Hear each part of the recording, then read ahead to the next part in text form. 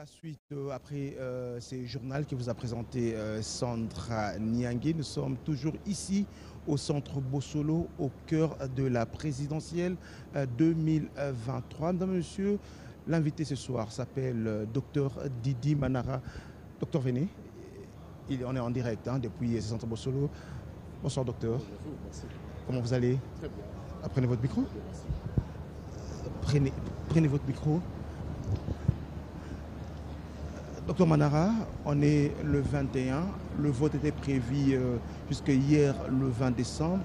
Il y a eu prolongation d'un jour. Hier, le président nous disait hier qu'il a prolongé pour ses bureaux qui n'ont pas ouvert. Alors, en ce moment, il est 20 heures passées.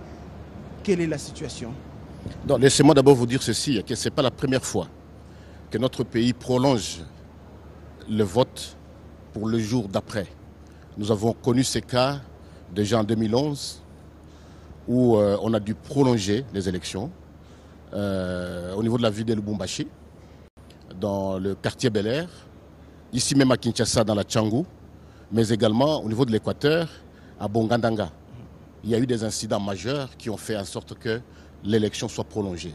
Donc, j'aimerais dire ici au peuple congolais que ce n'est pas une nouvelle chose qu'on venait de faire là. Donc, nous avons déjà connu ces cas, mais si nous le faisons, c'est parce que nous pensons, nous, au niveau de la CENI, que le droit au vote, c'est un droit fondamental qui est au-dessus des conciliabules politiques ou des respects de délai par rapport c'est pas une nouvelle chose. Voilà. Là, vous appuyez sur ce qui s'est passé dans le passé, mais docteur Manara, avant les débuts de ces élections, avant le 20, pratiquement beaucoup, ils étaient nombreux, ces hommes politiques, beaucoup de Congolais qui demandaient qu'on puisse reporter de quelques jours ces élections, d'une semaine, afin que la CENI puisse se préparer. Aujourd'hui, la question que tout le monde se pose, pourquoi avoir précipité, pourquoi avoir organisé les élections le 20 décembre, alors qu'à voir la situation, on se dit que la CENI n'était pas prête? Non, pas du tout. Il n'y a aucune précipitation.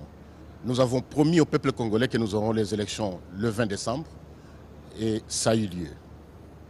Nonobstant ce que d'aucuns ont pensé qu'on n'aurait pas ces élections à temps dans le délai constitutionnel. Mais nous disons que nous avons prolongé, c'est-à-dire que ce sont les élections qui ont été organisées le 20, mais prolongées jusqu'au 21. Donc c'est une simple prolongation. Et cela, c'est pour ramasser tous ceux-là qui veulent voter. Le vote qui est un droit fondamental d'un peuple, on ne pouvait pas nous camper, nous cantonner sur le respect strict des 11 heures d'ouverture de la machine à voter ou du dispositif électronique de vote. Mais nous sommes dit, nous donnons la chance à tous les Congolais vraiment de voter, surtout à des endroits où nous avons connu des problèmes. Vous savez, il y a eu des incidents majeurs. Par exemple, lorsque nous sommes dit, nous allons dans les Kouilou et nous avons pris un gros véhicule. Au lieu que le véhicule arrive le 17 comme prévu, le véhicule s'est embourbé pendant 4 jours. Qu'est-ce que nous pouvions faire avec ces peuples-là, avec toute cette population-là qui devait voter? Donc nous sommes dit, il est de bonne loi que nous puissions donner la chance à tout le monde. Mais, laissez-moi vous dire ceci, que le peuple congolais développe de temps en temps certaines habitudes inciviques. La constitution de notre pays parle de 5 ans de mandat. Mais les gens parlent du glissement comme s'il s'agit de 20 mots. Et pourtant, agir ainsi, c'est installer l'instabilité dans le pays. Mais je réponds à cette question pour vous dire... Reporter les élections d'une semaine, de 2 semaines, on serait toujours dans le mandat, on ne serait pas dans le Je vous assure que si on le disait à l'époque, d'abord, il n'y avait pas consensus entre les politiciens, encore moins entre les organisations de la société civile. Il n'y avait pas consensus autour de cette question-là. Et nous, on pensait et d'ailleurs c'est ce qui est arrivé, que nous étions capables d'organiser ces élections au 20 et ça a eu lieu.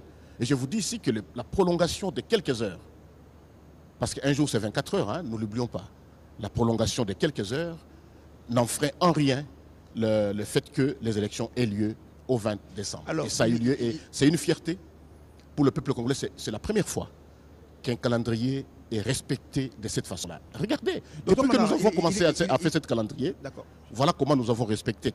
Comment c'est beau le respect de ces calendriers. Alors, on est le 21, il est 21h moins les quarts. Oui. Est-ce que le vote s'est clôturé ou bien les gens continuent à voter? La dernière journée, c'est aujourd'hui.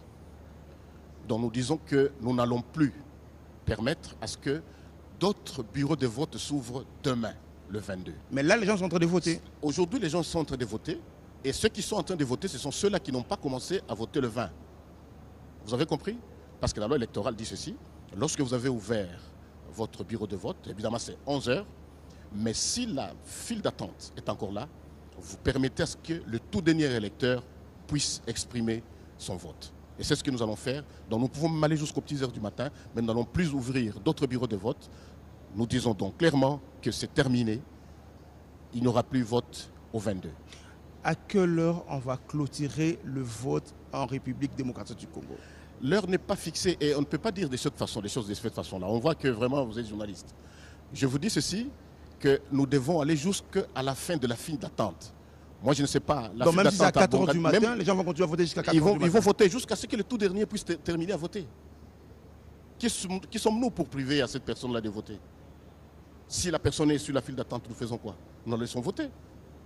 Mais alors, il n'y a pas, c'est-à-dire au 22, il n'y aura plus d'autres bureaux de vote qui seront ouverts.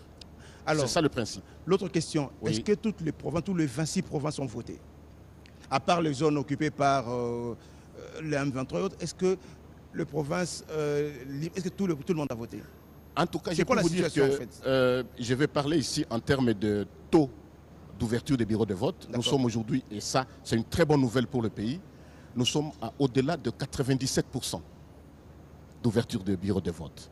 Donc, nous nous entendons, nous, avoir un taux de participation assez appréciable. Vous voyez un peu comment il y avait engouement dans pratiquement tous les bureaux de vote, en commençant par ici, Kinshasa, et même dans les autres territoires nationaux. Donc, nous pensons, nous, que ces élections sont, en tout cas, à tout le moins exemplaires.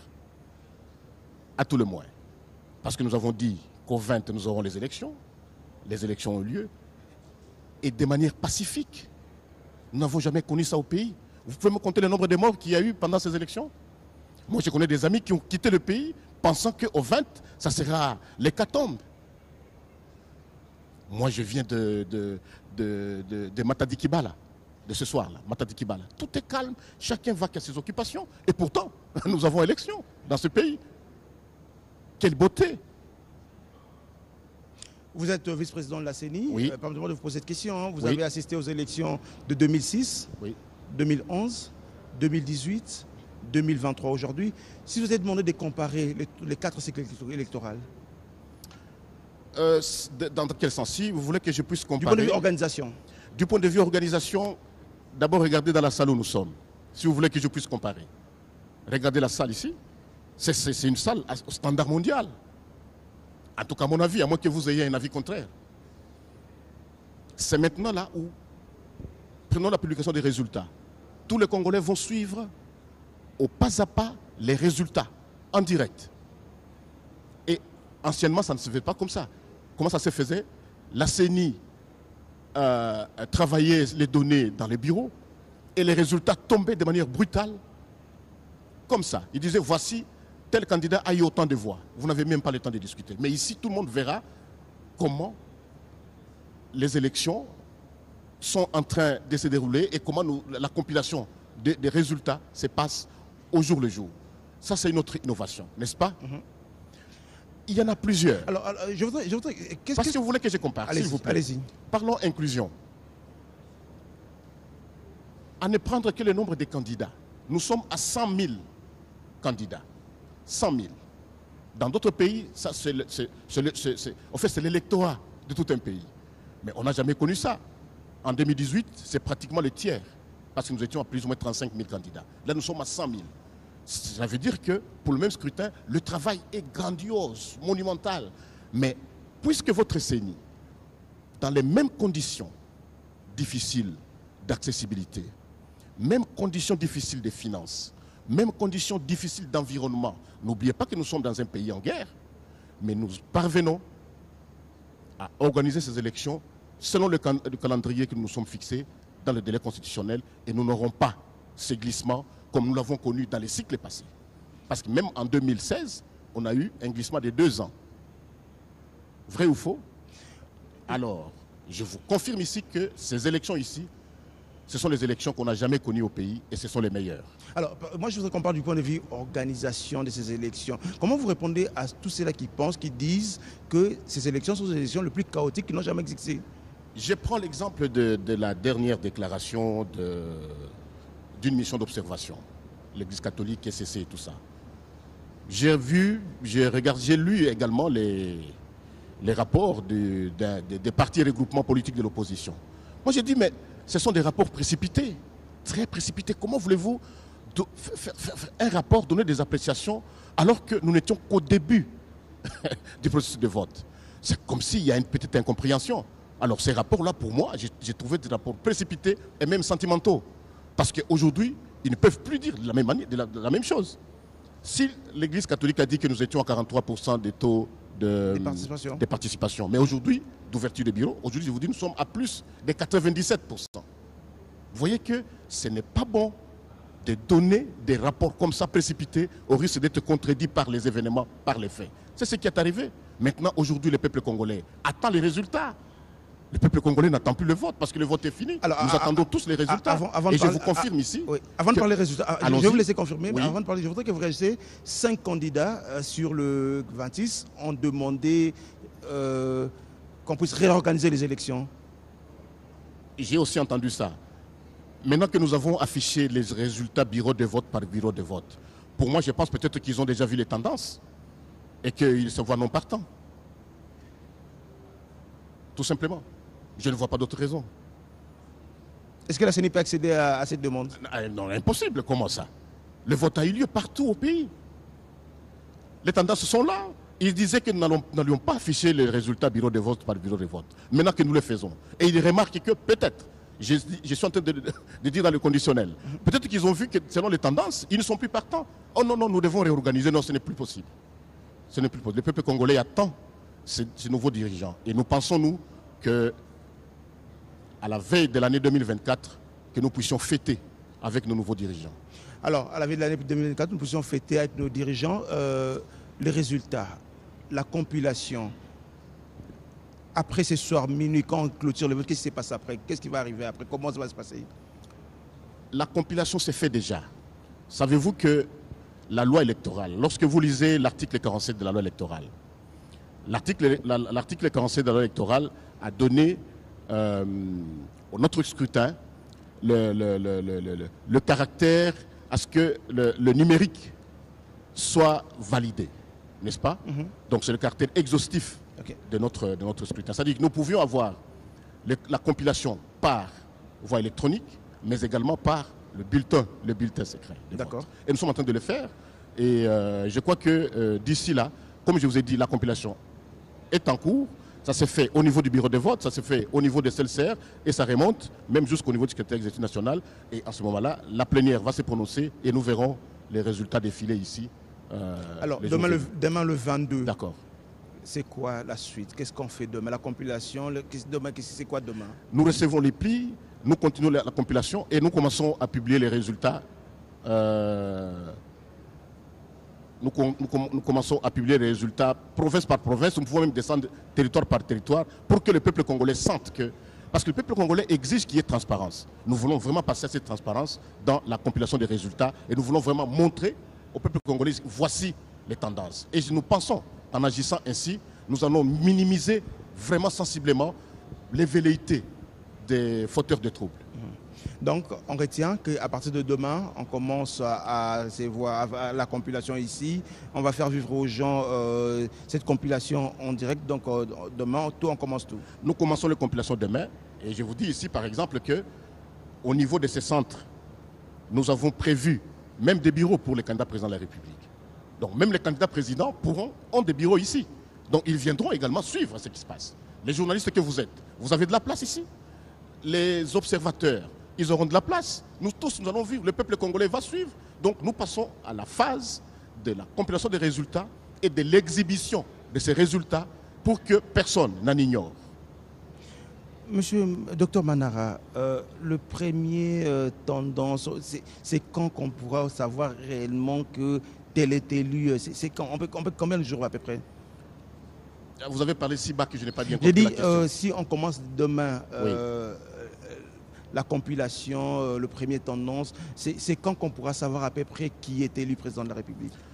Ça, c'est une question un peu difficile. Hein. On ne sait jamais parce que lorsque, par exemple, au niveau de la diaspora, je crois que toute la diaspora sait qui a été élu comme candidat président de la République. Toute la diaspora, parce qu'on a affiché. Et même dans nos provinces, dans nos bureaux de vote, les gens voient. Mais nous allons faire la compilation ici. Mais à partir d'un certain pourcentage, on pourra savoir qui probablement peut être élu président de la République. Ça va vraiment diminuer sensiblement les velléités. Alors pendant combien de jours ça va se passer cette compilation? Ça ne fera pas beaucoup de jours parce que nous vous disons que nous croisons le doigt pour que, en tout cas, la fête de bonne année, que nous puissions vraiment fêter avec notre futur président.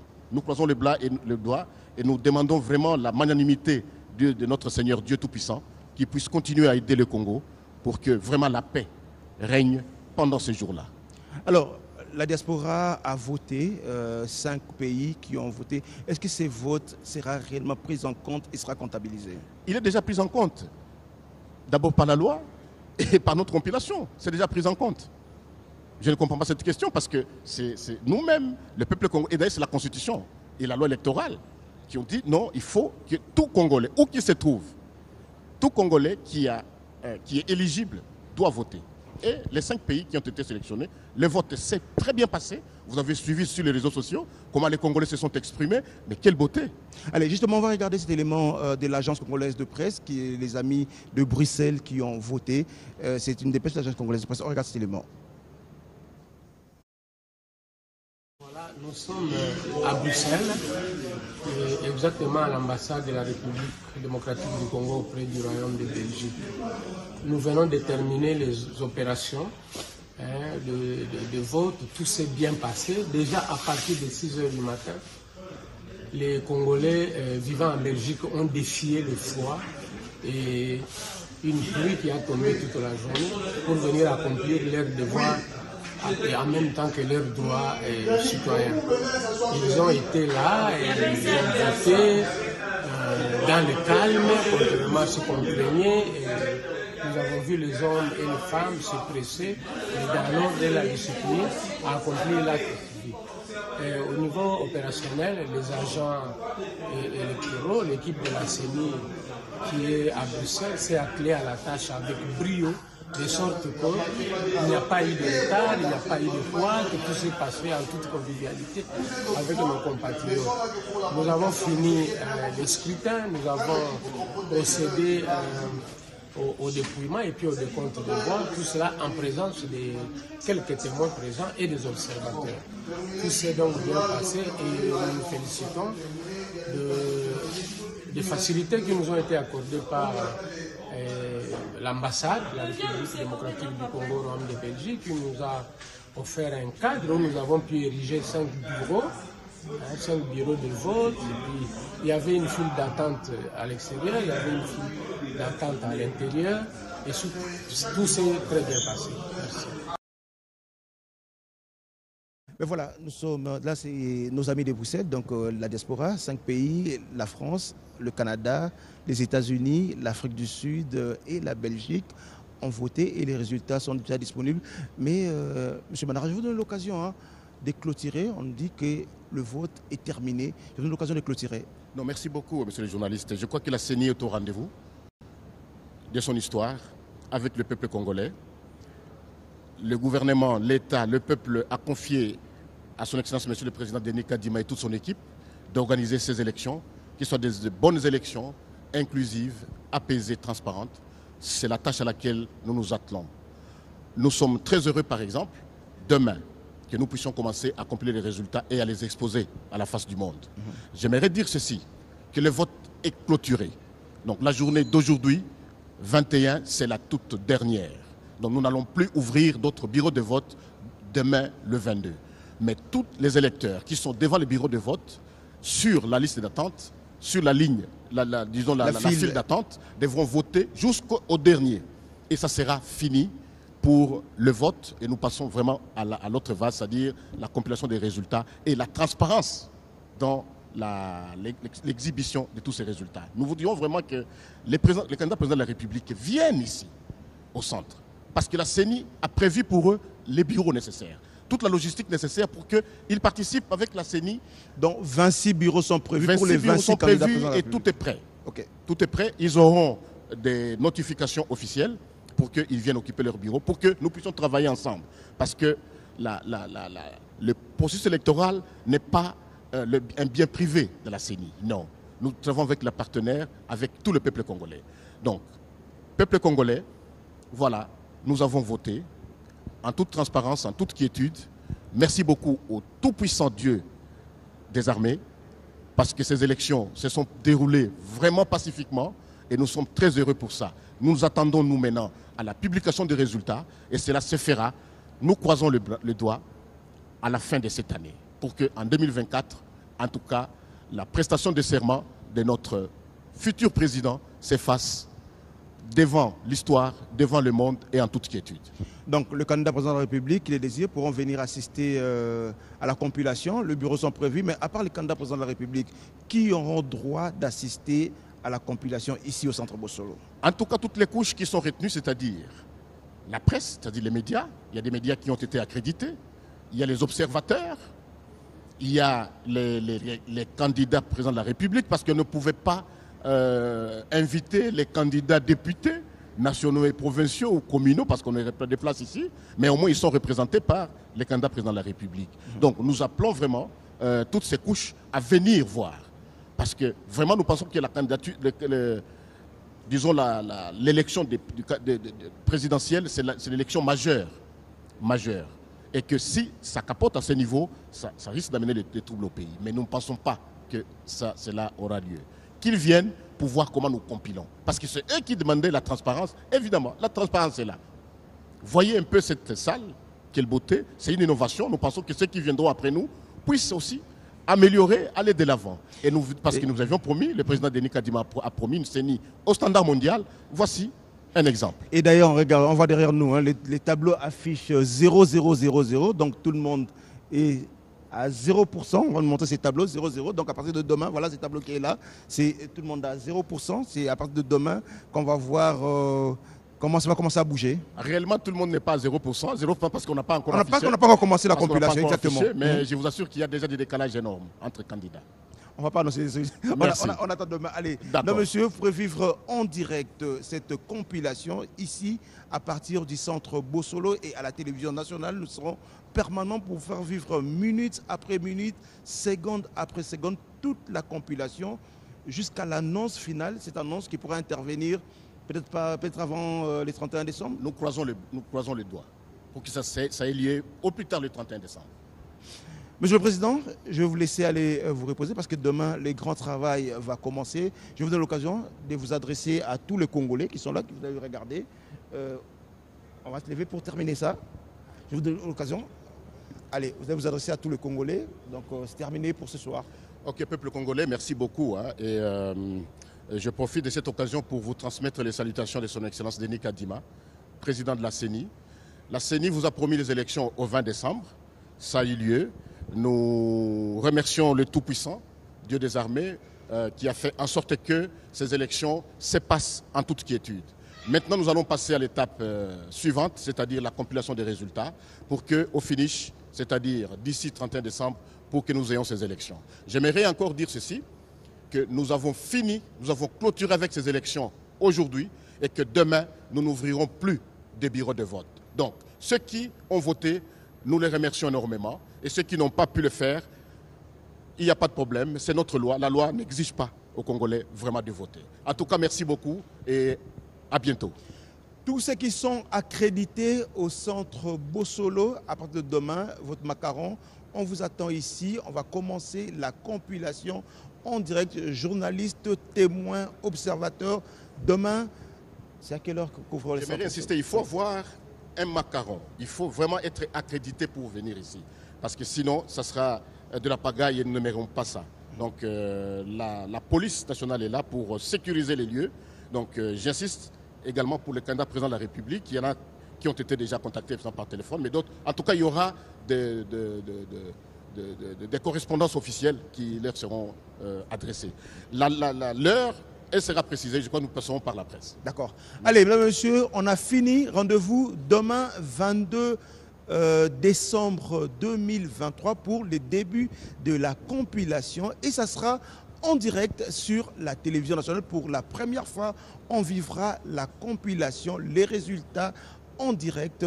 Rendez-vous demain. Allez, prenez rendez-vous au cœur du présidentiel, au cœur de la présidentielle 2023. Merci et bonsoir chez vous. Merci.